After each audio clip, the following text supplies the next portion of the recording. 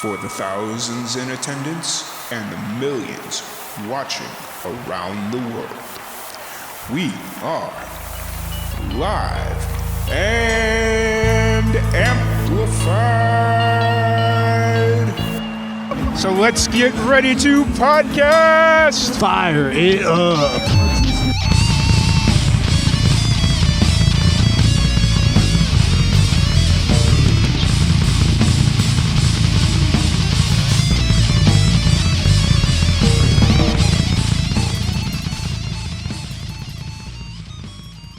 Welcome, everybody, to another live and amplified livecast. I'm your host, Tom Quiet, and I'm coming back at you live from Waco, Texas, and we have another amazing musical guest. He's from Sydney, Australia. We have Kevin Tiah. How's it going today? Hey, not too bad yourself, Tom. Thanks for having me. Doing pretty good. It's Saturday night here and Sunday afternoon by you, and so everything's good on our end. That's right. How are things going over in Sydney? The weather's a bit wet at the moment. In Australia, it tends to rain for about 2 weeks or so, and then it gets hot for about a whole week. So it's very volatile. Yeah, but you guys, the brush fires over there are under control at this point, right? Yeah. So that's I think that stopped at the end of summer. So that was about a month ago. Okay. It's pretty steady now, which is good. Right. And now that you got the rain, it's starting to help level all that stuff out, and just in time for it to, you said, get warmer again?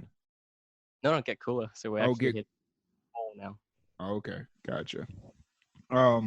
So, but as we kind of get rolling here, I was looking through your website, and it said you were a multi-genre musician, and I wasn't quite sure what that meant until I went and looked through your videos and just saw the whole gamut of everything that you've done as far as videos that are available. Yep. Let's start off first. What got you started in music, or who introduced you to music? Well, this takes me way back. So back in primary school, Mm-hmm. I had a crush on a girl who I think she had a love for musicians in general. Mm. What if I started playing an instrument like a guitar, or started singing? I could, start getting her to like me. So I did that, and I found that a lot of my friends started to get into music as well. So this was back when I was about 12 years old. Mm-hmm. And then when I was about 14, we started, me and a few friends, we started a band and started playing a lot of shows. When I moved to Sydney, Australia, back in 2008, I started a band again in 2010, and we started playing a lot of gigs around. We were playing in a hardcore band, Mm-hmm. mix between metal and a bit of pop as well. Nice.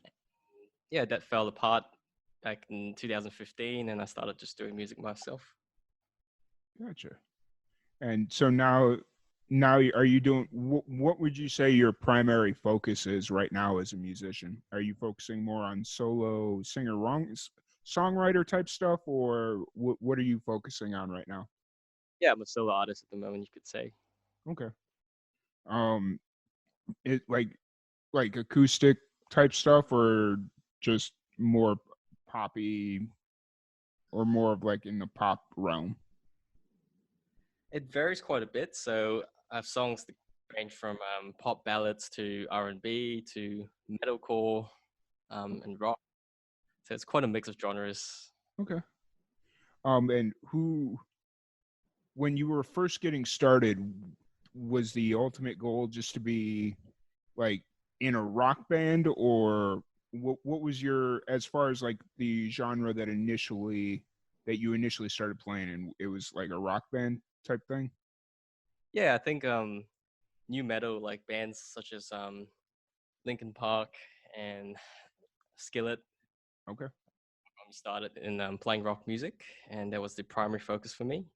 But I found out I had love for pop music as well, and quite a few different genres all at once. But being in a band, it's hard to play all those genres in a band. So I thought if I could thing is a solo project. It'd be a lot easier to. I guess it gives me a lot more freedom to do what I want. Mm-hmm. Gotcha. Yeah, no, that's very true. What do you? Was there a? Who are your musical influences? We'll start there. It depends on which genre you're referring to. Okay. Well, just you personally, like outside of each specific genre, do you have like just a general band or musician that you draw influence from? I say a big one for me would be Linkin Park. Okay. What got me started with music to begin with, and in terms of pop, I still listen to a lot of pop artists like Katy Perry, Taylor Swift, and all that as well. Mm, gotcha. Um, and where are you at right now, recording wise? Are you have you where like as far as releasing an album or recording? Are you writing, recording, getting ready to release an album? Where are you at right now creatively? So I've got this thing where it's a little bit different from your, I guess you could say, normal album. It's a growing, it's an ever growing album. So basically, I keep releasing new singles every 2 3 months or so, and it Okay. just keeps the album because most of my music's online anyway. So if you buy the album now, you get a QR code that lets you download songs in the future as well. Okay. It just That's keeps growing bigger and bigger. oh, that's really cool. And then do you now is that are those songs exclusive to the people that buy the QR code, or is it also available on like Spotify and stuff like that? It's on all platforms at the moment. Okay, cool.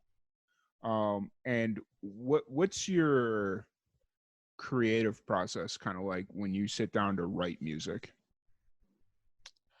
Um, I like to think that every song reflects on a phase of my life. So each time I'm going through, say, trials or different, say, I don't know, relationships or anything like that, it inspires me to write a song about something. Mm, got It's there's no fixed formula for it. It can start off with a few keywords of lyrics or just a melody in my head or a guitar riff, and just I just build it from there. gotcha. And do you have like a group of people you like to write with, or is everything just you by yourself? It's mostly me by myself. Okay. And how do you decide what you're going to write about, or does it depend on the specific genre you're writing for? It's a bit of both, actually. It Okay, depends the phase I'm going through, my mood, the time of writing, and the genre I'm trying to write for as well. cool. And how do you kind of balance being a multi-genre artist? Like how do you kind of uh build your build your brand, your name or your brand without being known as being known for one genre? Or how do you balance it all? I think every music appeals to a different audience, so I, I guess you could say my fan base is it's quite a mix of different individuals. Mm-hmm. Some that like pop stuff more than others, and some that prefer the rock and heavier genres. Mm-hmm. I guess the biggest challenge for me would be finding the balance between the two because it does get a little bit confusing at times for the audience. Got But I think for me, it's more about musical freedom, just to do whatever makes you happy. gotcha. And everything's branded under your name, or does each genre have like a specific like a separate band title, I guess? It's actually just under my name. Okay. So have there I'm assuming there's been situations where people come to your shows expecting one type of music and getting another type of music, or is it usually they're fans of all of it? And That's when I can be quite selective in the shows that I play, and I okay. play pretty much play a different set list depending on the show and the crowd as well. Uh-huh. If I'm going for more, like say, a heavy metal show or so, I'll be Got it. playing most heavy songs as opposed to any of the pop ones. Gotcha. And you said that when you were when you were younger that you had started getting into music because you were trying to uh, impress a girl. But was there anybody in your family that had introduced you to like play guitar or just music in general that you Ironically, not really actually. know? My parents tried to get me to play the piano, but I wasn't really interested in it. So it wasn't until I think you could say about 8 years ago that I started teaching myself how to play piano. Okay. And what was it that you finally started to learn how to play piano? Was it just the want to learn something different, or what was the kind of catalyst that drew you to learn to play piano? Um, I think you reach a point where you have all these musical ideas, but you're limited by or restricted by the skills that you have. Mm-hmm. That's when I thought I've got all these ideas to play on the piano, but I don't actually have the skills to do it. So that's when I decided, you know what, I have to learn a new instrument. That way I can write more music. Gotcha, gotcha. And when you said you release like a new single every 2 or 3 months, how long have you been how long have you been releasing music this way, where it's like an ever growing album? And how did you kind of come up with that idea? Because that's kind of an innovative way of thinking about releasing music. I think I've been doing it for about 2 years now. Okay. It's really just having the, I guess, working a day job as well. It's hard to stick to a schedule and to make false promises like I can release a new album every 2 years or so. Mm-hmm. This idea of I do music in my own time when I'm feeling like it, so that way I can release music at my own pace, and it just helps that I can tie everything together into one album, but not be under the pressure of trying to release things at specific times. Gotcha. That makes No, sense. yeah, no, that makes perfect sense. Um, and what I guess the next question I'll have is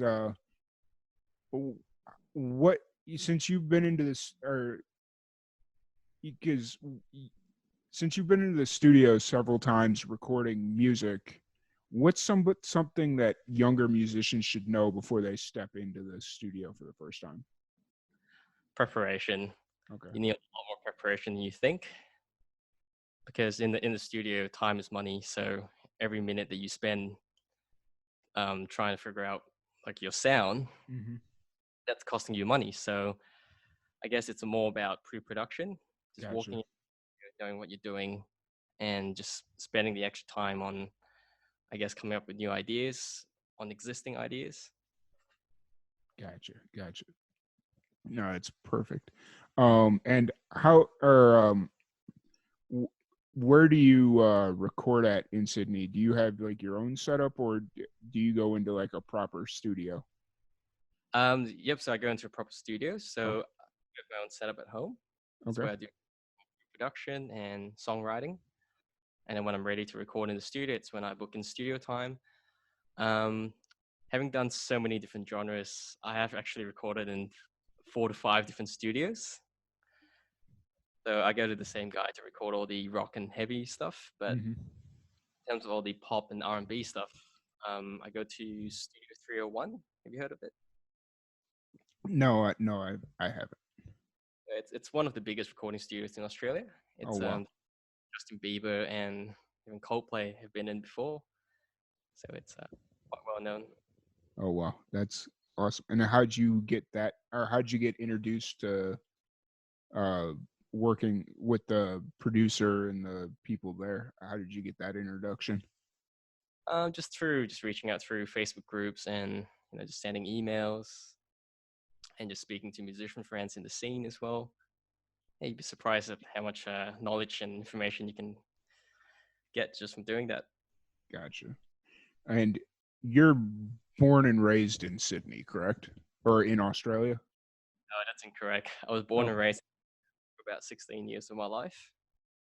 where were you? Sorry, you cut out really quick. Where were you born and raised?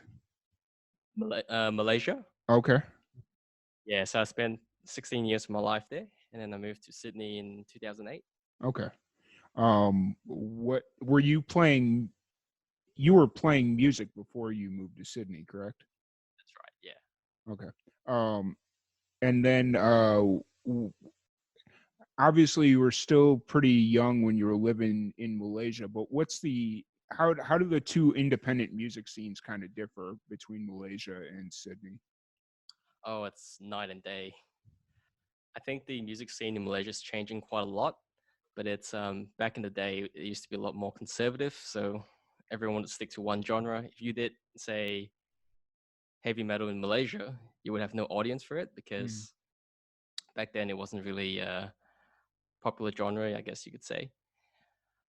But in gotcha. Australia, it's a much wider audience and there's more musical freedom, I reckon. Nice. Nice, nice. And what did you your entire family move over to Australia, or what brought you over to Sydney? Part of my family did, and part of them stayed behind. Okay, Yeah. gotcha. And it was just to move, or was there like a reason that you moved over? I was just we're just trying to get away from all the I mean I don't want to bring politics into this, Okay, but at the time it wasn't the best time to live there. gotcha, Try something else and move overseas and see how it goes. gotcha. Understood completely. Well, Pretty yeah, good here. yeah. And what's kind of the independent music scene like in Sydney? What's your thoughts and take on it? As in Like as how supportive is it? Like what is it easy to as a well here let me rephrase it a little bit. I'll rephrase the question a little bit. As a multi-genre artist, is it easier or harder for you to book shows in Sydney? I think it's not as hard as most people think it might be because I think it's quite a huge community in Sydney with or I think anywhere in Australia really, and everyone's quite supportive of different things as well. So if you wanted to book shows, there's always a friend of a friend who knows someone in in the industry who can say, "Hey, I like your stuff. It's different. Let me book you for a show." Gotcha. I think it's yeah, it's pretty cool. Nice. And do you is is it common for independent musicians to tour out in Australia, or do they usually just stay in their city? Is that It's quite common actually to tour interstate. okay? Everybody wants to listen to different music from around the country, so yeah, that's quite a lot of Okay. Is it is it easier, or would you say it's easy to tour in Australia, or is it a lot of travel and you have to have a pretty flexible schedule to be able to tour in Australia? I think Because good. it's a bit of both actually. Okay. So I mean, it's all about building connections with musicians in the scene as well. I mean, say play with a band that's from I don't know Melbourne, Mm-hmm. touring around Sydney at the moment. So if you become good friends with them, when they go back to Melbourne and they need a band from Sydney, they may ask you to tag along. Gotcha. It works. Gotcha.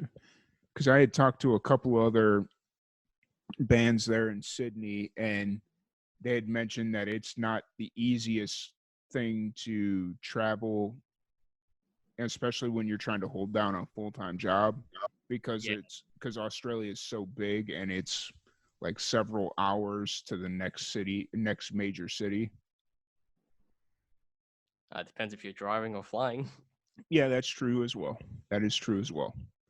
And as a solo person, I'm sure it's a lot easier for you to fly than it would be for a like a five-piece band. Well, I think the biggest challenge for me is that as a solo artist, I still need a session band with me. Mm-hmm. So at the moment, I've got a fixed session band that plays shows with me all the time, but these guys are in separate bands as well. So in terms of commitment, it's more about them just learning the songs and playing with me, as opposed to being in a fully committed band where they would tour around with me all the time. Hmm. I guess it's finding the balance of having a few different options as session musicians as you Gotcha. travel. Gotcha. Understood. Um, so when you're not playing music, what are you doing? Like, what do you do when you're not playing music? I actually work in hospitality. Okay, So I manage conferencing and events operations at a hotel. cool. Do you do anything outside, like other than work and music? What else do you do for fun? Just like, I love cooking because I used to be a chef oh wow, about 6 years. Yeah, so still have the passion for cooking and baking every now and then, and doing lots of gardening as well. oh nice. What was it that got you into baking and cooking and all that stuff? Was it? I think for me, growing up, music was always like um, one of my career choices, Hmm. but it's not something I had a lot of. I didn't have a lot of support from it growing up because it's one of those industries where it's either you make it or you don't. Hmm. The backup plan, and cooking and baking, that was, I guess, my other career choice. So that's what I pursued at the time. But not having one, but music still being a big part of my life, I decided to continue music on the side, even despite working a full time job as well. Gotcha. I think Gotcha. most of it, Cool. And you said you were a cook for a short period of time professionally? yeah, for about 6 years. Oh, where what kind of food did you specialize in making? What was kind of like your specialty? French cuisine and modern Australian, Cool. the fine dining Okay. day. That's cool. And what was the reason that you kind of walked away from it? Just wasn't fun anymore, or Just having a work life balance. I mean, do you know any chefs? Do you have any friends who are chefs? actually my uncle is a chef and his father was a baker. And Yep. then yeah, so I know a few different my uncle's father, he owned a donut shop, and so he made like pastries and donuts and all that stuff.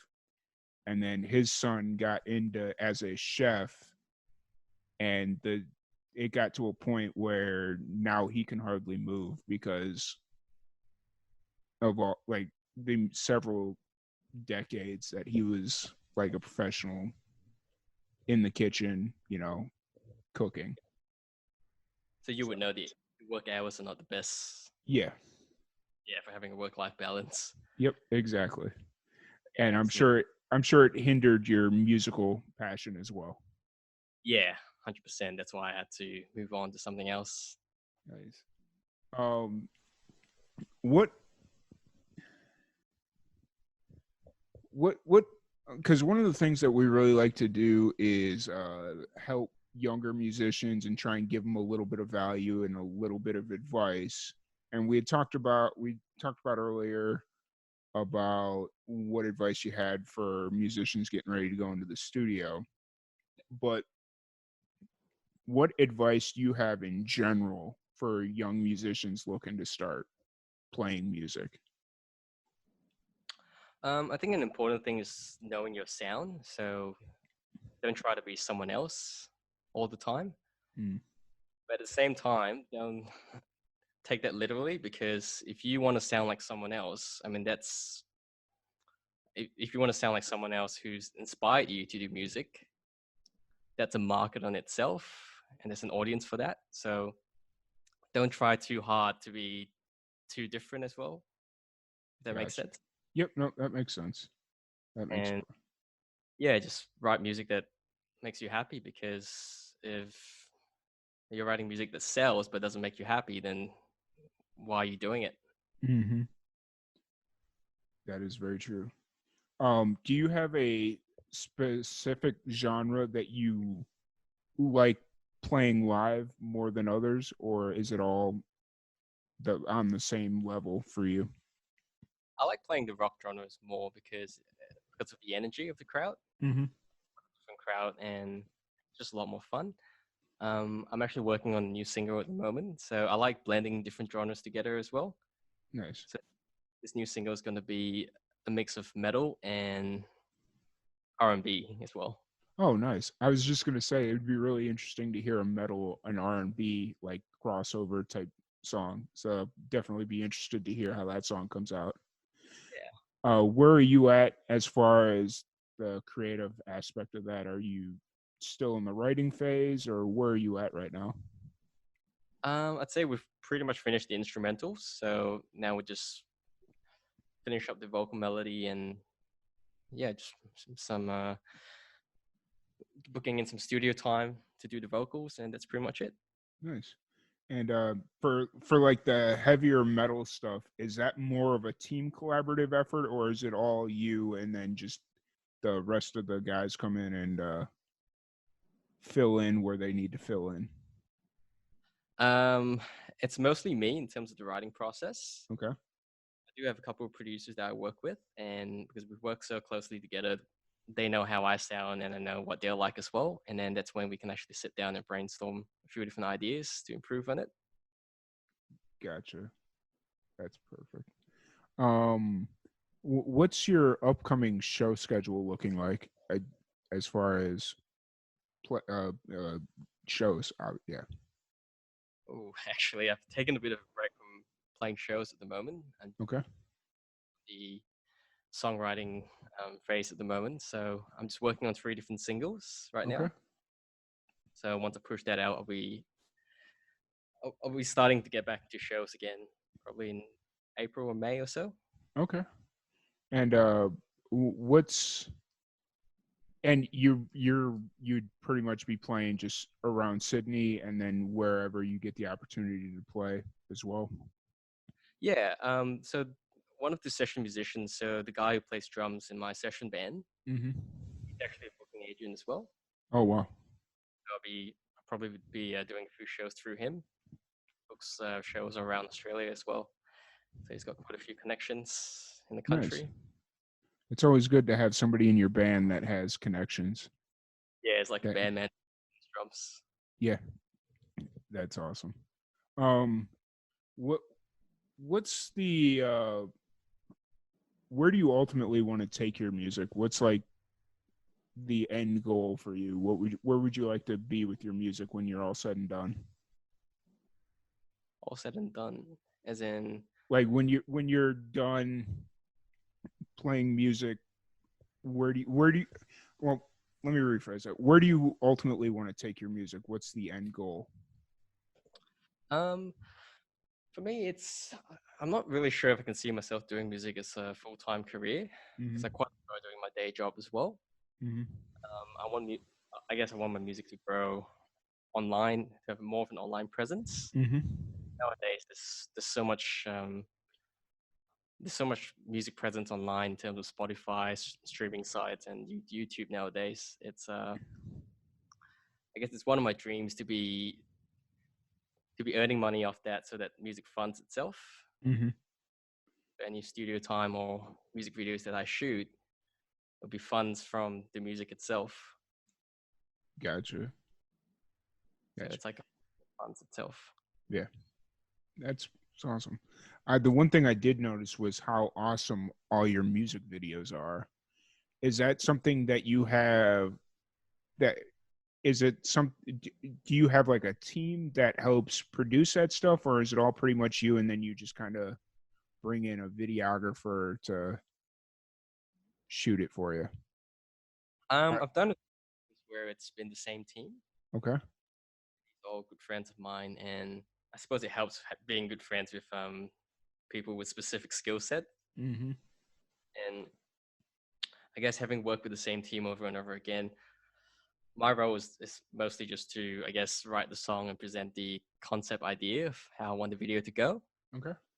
and the producer and director actually sit down and come up with a story, a script, and basically bring it to life. Nice. Quite exciting, actually. Yeah. And how many music videos did you say you had? Oh, that's a good question. Actually, I never actually counted. I think about 7. Okay. 8. And Yeah. and it's because I watched two or three. I think one of them was just like more of a live acoustic video. Oh yeah. But I watched one of your heavy metal videos, which was really good. I really like that one. Um, and then I think the other one was like a more R&B style. Which Or one? hold on a minute. I have your website right here. Let me pull it up really quick. Yeah. It's but yeah, I didn't get the chance to look through them all, but the couple that I did get to see, they were really good. And what's kind of the creative process going into that? Like you'd said that you usually present the concept and then you let the team take over and do the story and whatnot. But are you more hands-on as far as it comes to shooting, or do you kind of just let the video people take over and then you're just kind of at their mercy, so to speak? I've actually done it both ways. Mm-hmm. A music video where I was the producer, so I organized the venue, the casting, the like concept and all that. Mm-hmm. I found that to be very stressful because you've got so much going on. There's so many things that could go wrong as well, and it just wasn't a great experience. Whereas I've had videos where I've just taken the back seat and let someone else take control of it, and that way I can just really put all my energy into focusing on the performance instead Gotcha. of trying to make things work. So it's one of my videos called Voices. Mm-hmm. That's the one that goes back into what inspired the song. So that's a Mm. song about addiction. Okay. So the idea of having three common addictions, which is alcohol, smoking, and drugs, and the struggles of trying to fight that addiction through temptation. Mm-hmm. Why we had 3 different girls dressed all seductively to basically represent temptation and each of those addictions. Mm-hmm. So yeah, it was quite a cool process to present these ideas, and then these guys just come up with basically the whole script for it. Nice. Yeah, the videos that I watched were Beneath the Sea, Voices, and then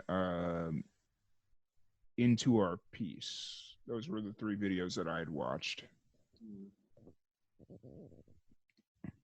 Yeah, Into Our Piece, that was the most recent one that was Okay. released. And what's kind of the idea behind that one for the people that haven't seen it? For Into Our Piece. Yeah. So Into Our Piece is a song about going through depression and how when you're going through a depressive phase of your life, I guess you see the whole world around you as strangers. You feel alone, you feel isolated. But the reality is, your friends and family are still around you. They care for you. They love you. So the concept behind the video is about this girl who basically just goes through a normal day life and Mm-hmm. everyday life, and she's depressed, she's sad, but all the people around here wear masks because that's how she sees them. She feels like she's alone. Mm-hmm. So towards the end of the video, when she thinks about, I guess, jumping off a cliff, um, she looks back again and everybody pulls off their mask and she sees her parents, her loved ones, her friends, and they pretty much just embrace her. And yeah, she realizes that she's not alone. Gotcha. So it's a very heavy topic about talking about mental health. Is that fair to say? Yeah, you could say so. And that seems to be a kind of a common theme in some of your music. Is that something that you've dealt with, or are you just aware of the importance of mental health? It's a bit of both, actually, Okay, through experiences and loved ones that I know as well that have gone through the same things. gotcha, So yeah, it means a lot to me. That's why I write music along gotcha, um, concepts. gotcha. Yeah, it's something that I've been paying a lot more attention to because I don't think people in general, let alone in America or Australia or wherever, it's just something that isn't talked about enough. Yeah, I think people are too scared to come out about it. Yeah, because it carries such a negative stigma that they'd rather try and hide it than confront it. Yeah, that's right. So I'm glad somebody there, and I've noticed that there's a lot of independent bands that they talk very heavily about mental health and all that, and just like they're very aware of the importance of having good mental health. And so I think eventually it'll become more of a topic of conversation, and it kind of is, at least in America. It's starting to lose its stigma, but it's still not anywhere near being talked about enough. Yeah, I think even in Australia as well, people rely too much on medication to fix problems as opposed to using the community as a remedy. Mm-hmm. Yep. That's how anyway. Yep. I've been saying that for a while now after watching my grandpa deal with depression towards the end of his life and then being force fed medication to make him feel better that ultimately ended up costing him his life. Oh, I'm sorry to hear that. Yeah. But, it's just one of those things where in the not to get too political, but had several different doctors that weren't working together, and Yeah, yeah. But no, so I'm glad there's a lot of independent musicians that are taking the time to talk about mental health and shine a light as bright as they can on it. exactly. Yeah, that's the So, goal. yeah, exactly. Um, but I don't want to keep you too much longer because it's Sunday afternoon out by you, so I'm sure you've got other things you got to do before the weekday or before Monday hits. So um, you kind of touched on this a little bit ago or at the beginning of the podcast, but why music? Why music? Yeah. Um, to me personally, I feel like music's a form of a language in itself, and there's a lot. I mean, just like you can say, a picture paints 1,000 words. To me, music speaks 1,000 words that you may not necessarily hear word by word. Mm-hmm. And personally, I like to write songs that reflect on real life problems and struggles, and songs that are meaningful. And I just found that music's a channel for me to express that all those emotions and feelings that I want to share with the rest of the world as well. Mm-hmm. Gotcha. Perfect. Now, is your family starting to become more supportive of your musical career as you're really starting to get your name out there and pick up a little bit of steam and notoriety? Is your family starting to come around, or are they still? Yeah, they have been actually. I Oh, mean, they've been quite impressed with the amount of views and plays that I've been getting, and yeah, it's just something they never knew I had. It's mm-hmm. quite. You get those sort of comments Nice, from. Yeah, it's great. awesome. Um, and then you said that you don't really have any shows booked up yet, but you're looking like May Yeah, sometime. towards Cool. the end of it. Yeah. And then when you do get your schedule going, how often do you usually play? Like how many shows a week or a month or I'll try to fit in at least 2 shows a month okay. if time. Yeah, but it's getting a little bit more challenging now because of I think everyone has day jobs nowadays, and yeah, you just have to find the right time and balance for everyone. Gotcha. And what's